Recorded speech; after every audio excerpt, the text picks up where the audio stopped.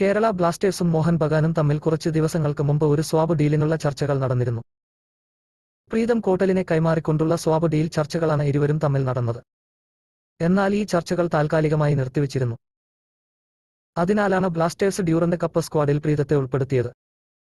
ഇരുവരും തമ്മിലെ swap deal ചർച്ചകൾ താൽക്കാലികമായി നിർത്തിവെക്കാനുള്ള കാരണം മോഹൻ ബഗാൻ താരമായ അൻവർ അലിയുടെ ഭാവി സംബന്ധിച്ച അനിശ്ചിതത്വമാണ്.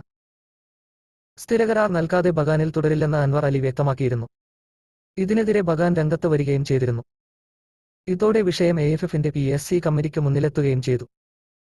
കഴിഞ്ഞ ദിവസം PSC കമ്മിറ്റി അൻവർ അലിയുടെ കാര്യത്തിൽ ചർച്ചകൾ നടത്തിയിരുന്നു. ഈ ചർച്ചയിൽ താരത്തിന്റെ ഭാവിയുടെ കാര്യത്തിൽ പൂർണ്ണമായ തീരുമാനത്തിൽ എത്തിയിട്ടില്ലെങ്കിലും താരത്തിന്റെ ഭാവി തിരഞ്ഞെടുക്കാനുള്ള അവകാശം താരത്തിനുണ്ട് എന്ന തീരുമാനം കമ്മിറ്റി കൈക്കൊണ്ടിരിക്കുന്നു. അതിനാൽ താരം അടുത്ത സീസണിൽ ബഗാനിൽ തുടരില്ലെന്ന് ഏതാണ്ട് ഉറപ്പാണ്. ഈ സാഹചര്യത്തിൽ ബ്ലാസ്റ്റേഴ്സുമായുള്ള സ്വാപ്പ് ഡീൽ വീണ്ടും ചർച്ച ചെയ്യാനുള്ള സാധ്യതകൾ ഉയർന്നു വരികയാണ്. അൻവർ അലിയുടെ കാര്യത്തിൽ വ്യക്തമായ തീരുമാനം വന്നതിന് ശേഷം സ്വാപ്പ് ഡീൽ ചർച്ചകൾ പുനരാരംഭിക്കാനാണ് ഇരുവരും നേരത്തെ ധാരണയിലെത്തിയത്.